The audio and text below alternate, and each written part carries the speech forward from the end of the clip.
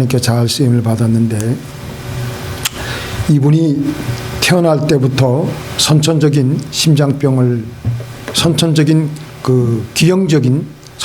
기형적인 심장을 안고 태어나가지고, 그리고 그것뿐만 아니라 아주 그 불치의 혈액병에 걸려가지고 여러 번 어렸을 때부터 죽을 고비를 넘겼습니다. 그래서 16살 때 의사들이 얘야 너는 이제 곧 어쩔 수 없이 죽게 된단다. 네가 살아날 수 있는 확률은 100만 분의 1도 되지 않는다. 그런데 그는 기도하다가 하나님의 생각이 떠올라요. 이 기도하다가 생각이 많이 떠오르는데요. 그게 하나님의 생각인지 사탄의 생각인지 또 내 생각인지 우리가 잘 분별해야 돼요. 근데 우리 안에 왜 하나님이 생각으로 말씀하시냐면요, 너희가 내 안에, 내가 너희 안에 있다고 말씀하셨기 때문에 하나님이 내가 될 수도 있다니까요. 그 이단적인 생각으로 듣지 마시고, 내 안에 하나님이 거하시기 때문에 내 안에 하나님이 생각으로 내 생각같이, 꼭 내 생각같이 들려올 때가 있어요. 그걸 잘 분별하시면 돼요. 근데 갑자기 그런 생각이 자기 생각인지 그걸 알잖아요. 근데 그 생각이 떠오르는데 너는 죽기는 죽는다. 지금은 죽지 않는다. 왜냐하면 너의 병은 치유가 될 수 있는 병이다. 지금부터 성경을, 여기에 관련된 성경을 읽어라. 그런 이제 하나님의 그 생각을 받아들이고, 우리는 흔히 이걸 하나님의 음성이라 그러죠. 그래서 그때부터 성경을 이분이 읽는데, 마침 마가복음 11장 24절을 읽는데 뭐라고 되어 있냐면요, 마가복음 11장 24절에 무엇이든지 기도하고 구한 것은 받은 줄로 믿으라. 그리하면 너희에게 그대로 되리라. 이 말씀이 이분에게 확 다가온 거예요. 그래서 그때부터 이분이 입술로 계속 중얼중얼 이 말씀을 중얼중얼거리며 무엇이든지 기도하고 구한 것은 받은 줄로 믿으라. 그리하면 너희에게 그대로 되리라. 그래서 기도하고 구한 것은 그대로 받은 줄로 알라. 믿으라. 그리하면 그대로 된다고 했다. 그러니까 그 말을 계속 중얼중얼거리며 그 말을 계속 반복하는데, 갑자기 계속해서 마음이 뜨거워지고 마음이 부글부글 끓어오르면서 이제는 하나님께 기도하는 거예요. 나의 이 기형적인 심장도, 나의 혈액병도 오늘 이 시간에 고쳐준 줄 믿습니다. 감사합니다. 말씀대로 될지어다. 그래가지고 그렇게 기도하니까 하나님께서 그 병을 고쳐주셨어요. 오늘 우리가 읽은 이 여호수아 3장의 말씀은 어쩌면은 이 말씀하고는, 이 말씀과 똑같이 그렇게 연결이 되는지 제가 참 많은 도전을 받았습니다. 약속의 땅 가나안을 차지하기 위해서 요단강을 이제 건너갑니다. 그 전에 하나님께서는 여호수아에게 담대하라, 두려워하지 말라. 담대하라, 두려워하지 말라. 그리고 그 핵심 포인트가 이 율법책을 내 입에서 떠나지 말게 하며 너는 그것을 주야로 묵상하여 그 가운데 기록한 대로 다 지켜 행하라. 그리하면 내 길이 평탄하게 될 것이고 내가 형통하리라. 그 중요한 비결이 오늘 똑같은 그 제2편인데요. 그렇게 해가지고 여호수아가 하나님의 강력한 격려를 받은 다음에 나갑니다. 적들을 이제 그 요단강을 건너가는데, 근데 이제 그때 나가는데 오늘 중요한 클루가 또 하나가 있는 게 뭐냐면, 이스라엘 백성들이 자기 자신들부터 먼저 성결하게 합니다. 성결하게 하는 것, 죄를 씻고 깨끗함을 받는 것, 제사함을 받는 것. 지금 불가능한 환경을 향해서 나아가는데요. 그런데 이 모든 영적인 우리의 삶의 승패는 우리 내면에서 결정이 됩니다. 내면에서의 우리의 그 마음에서 일어나고 있는 이 전투는요, 치열합니다. 아마 여러분들이 알 거예요. 치열하게 전투가 벌어지고 있습니다.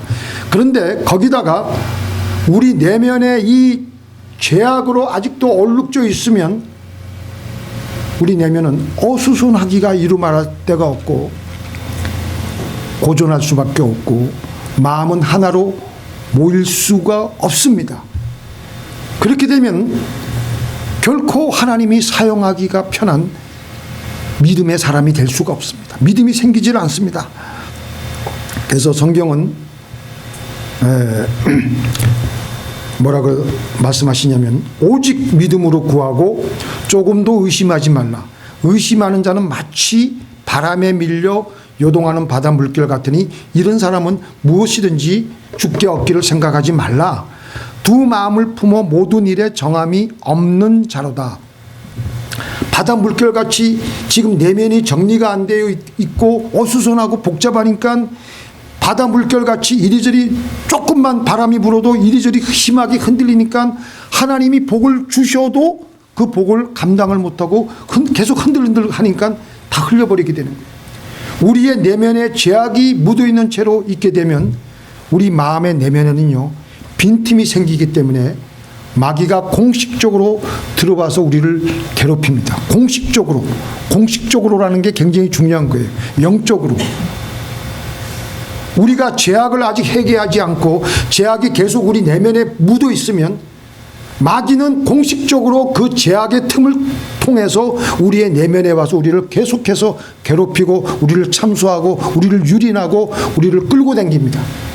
의심이 자꾸만 생기고 이상한 생각이 더 많이 들고 마귀의 그 참소가 더 우리를 어지럽히게 되고 두 마음이 되어버리면서 내면은 완전히 뒤엉켜버리고 하나님이 나와 함께 하실 것이라는 강력한 그 믿음이 도무지 하나로 모아지지 않게 됩니다.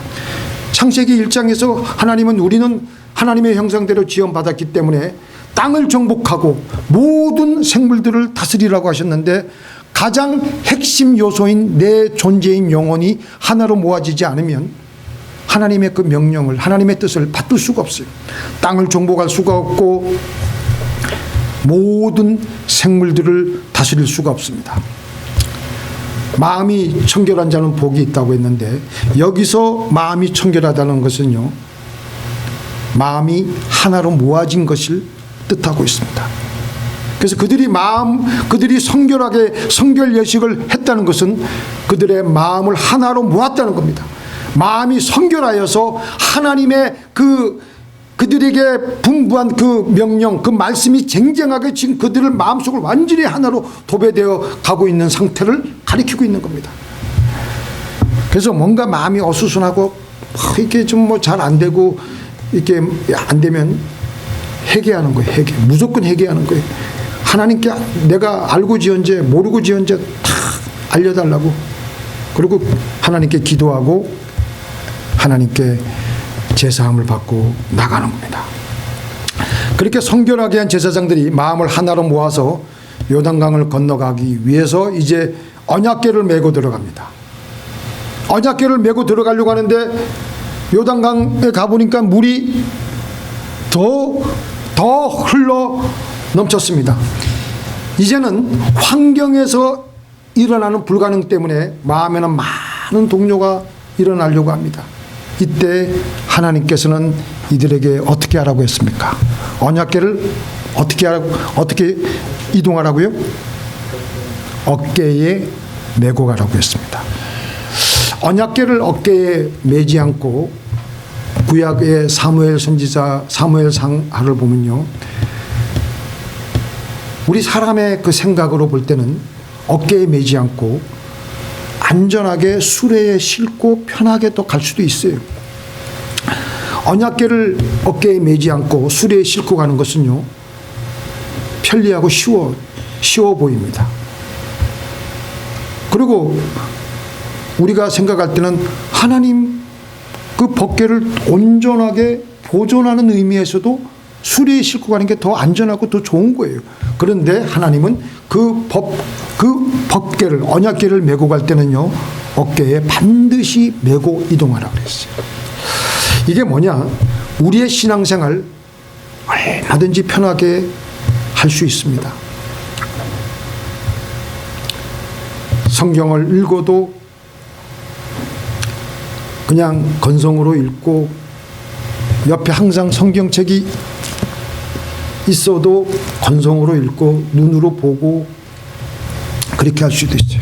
그러나 하나님의 말씀을 가지고 주의하라, 그 말씀을 우리의 입에서 떠날 사이가 없이 묵상하고, 이게 바로 어깨에 매는 겁니다. 그래서 멀리서 볼 때는, 다른 사람들이 볼 때는 그 옆에 성경책도 있고 뭐 성경 암송 카드도 있고 다 있는데 입에는 없을 뿐이지만, 저 사람 예수 잘 믿는 것 같이 보일 때가 있잖아요. 그 멀리서 볼 때는 수레에 싣고 가나 어깨에 메고 가나 똑같이 보여요. 언약궤와 같이 가네? 그러나 틀립니다. 수레에 싣고 가면요, 아무런 하나님의 능력이 나오지 않습니다. 왜냐하면 멀리서 보기에는 똑같이 가는 것 같지만 실제로는 떨어져서 가는 것이기 때문에 그렇습니다. 제사장들이 어깨에 그 언약궤를 메고 가는 것, 사실은 귀찮은 일이고 힘든 일입니다. 우리가 신앙생활할 때 성경책을 가지고 건성으로 읽는 것 다 수레에 싣고 가는 겁니다. 편하게 신앙생활하는 겁니다. 그러나 끊임없이 하나님의 말씀을 입에 암송하며 중얼중얼 그리며 중얼중얼 제사장들이 내 머릿속에는 다른 생각이 막 침범하려고 막 할 때도 말씀으로 계속 암송을 하고 반복해서 하면요, 이거는 제가 체험했기 때문에, 제가 요번 주에 전 보통 한 3시, 2시 반에서 3시면 꼭 한 번씩 잠을 깨요. 깊이 이제 non-REM 수면을 잤다가, 그게 무슨 말인지 아시죠? 깊은 수면을 잤다가 2시 반쯤부터는 이제 잠을 한번 깨요. 그렇다고 화장실 가지는 않고. 그때 제가 뭐 하느냐면요, 그때부터는 기도해요. 누워가지고 기도하는데 그냥 기도를 하지 않고 성경 암송을 해버려. 근데 제가 꿈속에서 성경 암송을 했다니까요. 오늘 이제 방금 나올 성경 말씀인데, 꿈속에서 성경 암송을 제가 계속해서 하는데, 그러면서 또 잠이 깊이 또 빠진 거예요. 그냥 제가 자고 일어나는데 얼마나 기분이 좋았겠어요. 목사가 다른 생각하지 않고 하나님 말씀을 그래도 암송하다가 묵상하다가 이렇게 또 꿈속에서 그렇게 시간을 보냈으니까, 그래도 괜찮네, 그런 생각이 들더라고요. 자주간 자랑하려는 건 아니고, 하여간에 사실 이 언약궤는요, 법궤라고도 합니다. 이 법궤가 하나님이 이스라엘이 출애굽 광야 생활할 때 하나님이 지시하심에 따라 모세가 성막을 만들 때 성막 안에 있는 그 모든 것들 중에서 가장 정교하고 아름답게 만들어진 것이 바로 이 하나님의 법궤였습니다. 근데 여호수아 이후에는 이것을 법궤라고도 하고 언약궤라고 했는데요, 이 하나님의 언약궤를 어깨에 메고 가야 하는 수고를 해야 하는데, 어떻게 하는 것이 언약궤를 우리의 어깨에 메고 가야 하는 것이겠습니까? 여기에 키가 있습니다. 제가 꿈속에서 외운 성경 말씀이 바로 이 말씀이에요. 한번 같이 읽어볼게요. 여호와께서 가라사대, 시작. 여호와께서 또 가라사대, 내가 그들과 세운 나의 언약이 이러하니 곧 내 위에 있는 나의 신과 내 입에 둔 나의 말이 이제부터 영영토록 내 입에서와 내 후손의 입에서와 내 후손의 후손의 입에서와 떠나지 아니하시니라. 여호와의 말씀이니라. 자, 이 말씀이 너무 귀한 게 언약궤예요. 우리 지금 언약궤를 메고 가야 돼. 근데 하나님께서 친히 말씀하신 거예요. 내가 그들과 세운 나의 언약이 이러하니, 무슨 언약이냐, 무슨 약속이냐, 내 위에 있는 하나님의 성령과 그리고 우리 입에 둔 하나님의 말씀이 이제부터 영영토록 내 입과 내 후손의 입과 내 후손의 후손의 입에서 떠나지 아니하시리라. 여호와의 말씀입니다. 하나님이 엄청나게 강조를 많이 하신 거예요. 이 말씀은 바로 하나님께서 여호수아에게 해주신 명령과 일맥상통합니다. 이 율법책을 내 입에서 떠나게 하지 말며 너는 그것을 주야로 묵상하여 그 가운데 기록한 대로 다 지켜 행하라. 그리하면 내 길이 평탄케 될 것이요 내가 형통하리라. 이 말씀, 이 언약을 내 입에서 떠나지 말게 하는 것, 내 입과 내 후손과 내 후손의 후손의 입에서 이 말씀이 떠나게 하지 않는 이상 우리를 통해서 요단강을 건너갈 때 우리 지금 그 강을 건너가야 되는데 요단강을 건너가야 되는데 상황은 더 불리한 겁니다. 물은 더 쌓이고 더 흘러넘치고 그러면 어느 누가 마음이 흔들리지 않겠습니까? 그런데 믿음을 가지고 끝까지 나아갈 수 있는 것은 그 입에서 하나님의 말씀이 계속해서 떠나지 아니하였기 때문에 건널 수가 있었고 그들은 믿음을 가지고 있을 수가 있었고 결국은 하나님이 기적을 베푸신 것입니다. 바로 그게 지금 언약궤를 어깨에 메고 가고 있는 제사장들의 입에도 계속해서 입으로 계속해서 하나님의 말씀을 묵상하며 중얼중얼거리며 그렇게 나아갔던 것입니다. 이스라엘 백성들이 애굽을 빠져나와서 홍해수를 건널 때는요, 모세를 통해서 홍해수는 이미 갈라져 있었습니다. 그런데 요단강은 그곳에 이르렀을 때에도 요단강은 전혀 변화된 것이 하나도 없었어요. 제가 처음에 예수 믿을 때, 여러분들도 예수 처음 믿을 때 하나님께서는 별로 믿음을 사용하지 않아도 우리에게 미리 이미 이루어 주신 일들이 많을 겁니다. 그러나 우리가 이제 믿음이 자라면서 해가 바뀌고 해가 점점 우리가 세월이 가면 갈수록 우리가 하나님과 그 관계가 깊어지면 깊어질수록 그 믿음이 자라면서 우리의 믿음을 사용하며 살아가기를 원하십니다. 그래서 믿음을 사용해야 합니다. 이미 다 준비되어 있는 채로 살아가게 하지 않으십니다. 저 하늘이 무너지고 이 땅이 꺼져도 눈에는 보이는 것이 없고 손에는 잡히는 것이 없어도 말씀에서 약속한 대로 믿음을 가지고 나아가는 것을 하나님께서는 원하십니다. 우리 같이 읽겠습니다. 나의 의인은 믿음으로 말미암아 살리라. 또한 뒤로 물러가면 내 마음이 그를 기뻐하지 아니하리라 하셨나니라. 그래서 이 언약궤를 어깨에 맨 제사장들이 발이 강물에 비로소 잠기자, 아마 발목까지는 잠겼던 것 같아요. 비로소 그때부터 강물이 끊기면서 물이 내려오던 물이 차곡차곡 쌓여 가게 되었던 것입니다. 언약궤를 어깨에 메고 가는 것은 말씀이 끊임없이 우리의 입에서 떠나지 않게 하는 것입니다. 외우는 차원을 떠나서, 그러니까 제가 그 말씀을 예전에 한 몇 달 전에 그 말씀을 완전히 외우고 영어로도 외우고 완전히 외우고 또 요새 새로 외우는데 이제 그 정도 되니까 잠재의식 속에서 그 말씀이 이제 터져 나오는 거예요. 그 정도 터져 나오면요, 저 하늘이 무너지고 이 땅이 꺼져도 우리가 하나님의 약속의 말씀을 우리 입에서 계속 묵상하는 동안 우리는 믿음을 가지게 될 것이고 우리는 불가능의 환경을 가르며 나아가게 될 것입니다.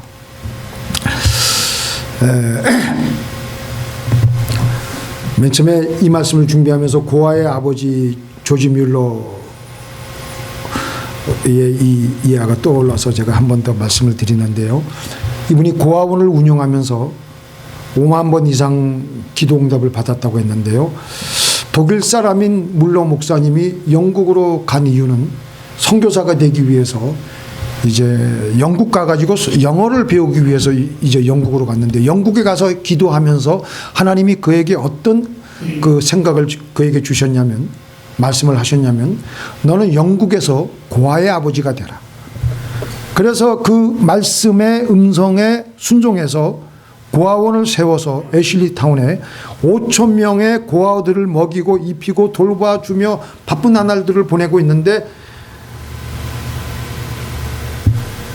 하루는 아침에 고아원에 출근을 해보니까 고아원 총무가 와가지고, 원장님 오늘 아침에 우리 이 고아원 아이들에게 먹일 양식이 없습니다. 다 떨어졌습니다. 어떻게 하면 좋겠습니까? 그러니까 뮬러 목사님이 그 총무 얼굴을 가만히 보면서 걱정은 하나님 앞에 해야지 왜 나한테 와서 하면 어떡하느냐. 하나님이 팔이 짧아서 못 도와주겠느냐. 구하라 주실 것이요 찾으라 찾을 것이요 문을 두드리라 열릴 것이라고 말하지 않았느냐. 이 시간에 우리 둘이 구하자.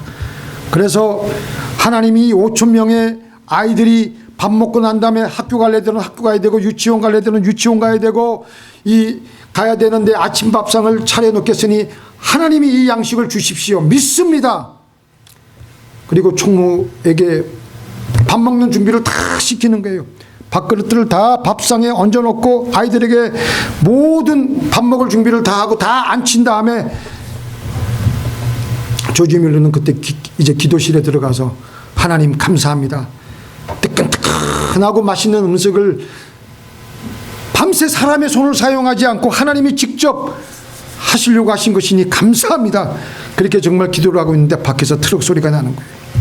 나와보니까 트럭에 정말 맛있는 음식을 잔뜩 싣고 고아원으로 들어오는 것입니다.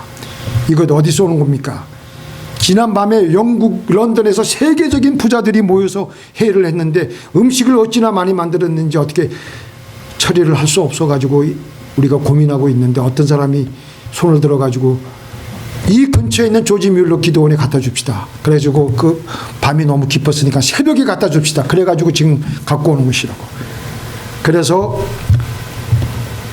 부자들이 자기들이 먹는 최고의 음식을 이렇게 싣고 가지고 왔습니다. 이 조지 뮬러의 이 기도 응답 받는 이 특징은요, 이 사람은 문제가 생기면 먼저 기도하기 전에 거기에 그 문제에 합당한 성경 말씀을 기도도 하지 않고 그것부터 먼저 찾는다는 거예요. 그렇게 해서 하나님의 말씀을 찾은 다음에 조지 뮬러는 그때부터 그 말씀을 입에 두면서 기도하기 시작했다는 것입니다. 그러니까 믿음이 생기게 되었고 기도 응답을 받았다라는 것입니다. 믿음으로 나가는 길에서 핵심 포인트는 하나님의 말씀입니다. 우리 같이 읽어보겠습니다. 시작. 믿음은 들음에서 나며 들음은 그리스도의 말씀으로 말미암았느니라. 성경에 보면요, 믿음으로 살지 않는 것이 죽어 있는 것이라고 했습니다. 지금 당장 현실은 캄캄하고 아무것도 없어도 하나님 말씀에서 있다라고 하시면 우리는 그 말씀대로의 믿음을 가지고 나아가는 것이 우리가 살아있는 것이라고 했습니다. 눈에 보이는 현실과 눈에 보이지 않는 하나님의 말씀대로의 약속 중간 사이에서 우리는 늘 흔들리며 살아갑니다. 예수님께서는 마귀와의 첫 번째 시험에서 마귀를 내어 쫓을 때 뭐라고 말씀하셨죠? 시작. 사람이 떡으로만 살 것이 아니요 하나님의 입에서 나오는 말씀으로 살 것이니라. 하나님의 입에서 나오는 말씀이 무슨 말씀이에요?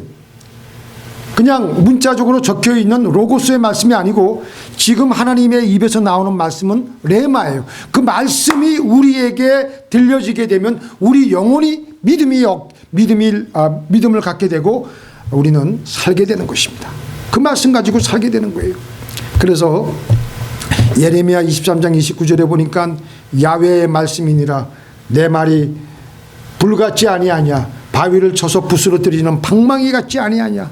그 말씀이 들리면 우리의 마음에는 믿음이 불릴듯이 일어나게 되는 것입니다.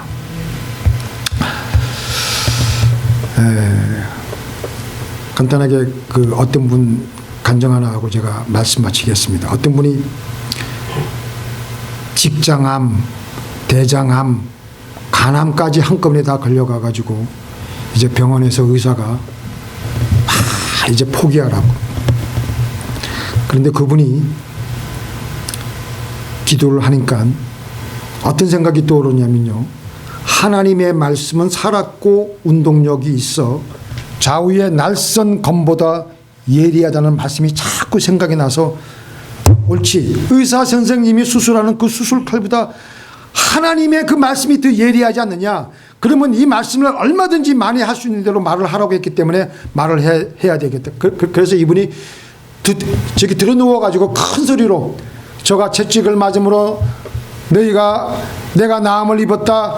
저가 채찍을 맞음으로 내가 나음을 입었다.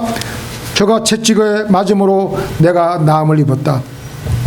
침상에 앉아가지고 병상에 앉아가지고 하루 종일 그 말하니까 의사와 간호사가 와가지고 어이가 없어 하는 것인데 그래도 강개하지 않고 저가 채찍을 맞음으로 내가 나음을 입었도다. 저가 채찍을 맞음으로 내가 나음을 입었도다. 저가 채찍을 맞음으로 나음을 입었도다. 믿어지세요? 그 성경은 경영학 교과서입니다랄 그 저술한 제 같으면 그 실업인이 다 도산하고 다 그냥 모든 상황과 환경은 다 그냥 지금 마지막 부도를 치닫고 있는데 이분이 마지막에 내게 능력 주시는 자 안에서 내가 모든 것을 할 수 있다. 하루 종일 그것만 했다는 게 하루 종일. 근데 시편 34편 1절 2절 3절에 보면요 그 말씀 나오죠. 다윗이 그냥 처음에는 그냥 하나님 찬송할 때 억지로 입에 찬송을 달고 한 거예요. 나중에 하다 보니까 하나님을 찬송하는 마음이 뜨거워져 가지고 나중에는 정말 눈물을 흘리면서 찬송하는데 우리도 마찬가지예요. 하나님 말씀이 처음에는 아무런 감동이 오지 않는 것 같지만 계속해서 하다 보면 그 말씀이 살아서 역사하는 겁니다. 그래서 이분이 하루 종일 저가 채찍에 맞음으로 내가 나음을 입었도다. 저가 채찍에 맞음으로 내가 나음을 입었도다. 처음에 얼마간은 죽을 것 같은데 계속 하니까 숨쉬기도 점점 편해지고 잠을 또 잘 자게 되며 또 음식도 잘 받아 넘기고 하다가 한 달쯤 지난 후에 다시 엑스레이 사진을 찍어 보니까 아무것도 없는 거예요. 하나님께서 그의 그 믿음을 보시고 고쳐주셨던 것입니다. 새해도 벌써 한 달 반이 지나갔습니다. 우리 살아있는 채로 살아가십시다. 아멘. 육신적으로 숨만 붙어 있다고 해서 심장이 고동을 친다고 해서 살아있는 것이 아닙니다. 우리는 하나님의 형상대로 지음받은 영적인 존재입니다. 믿음을 가지고 살아가십시다. 아멘. 자, 기도하시겠습니다.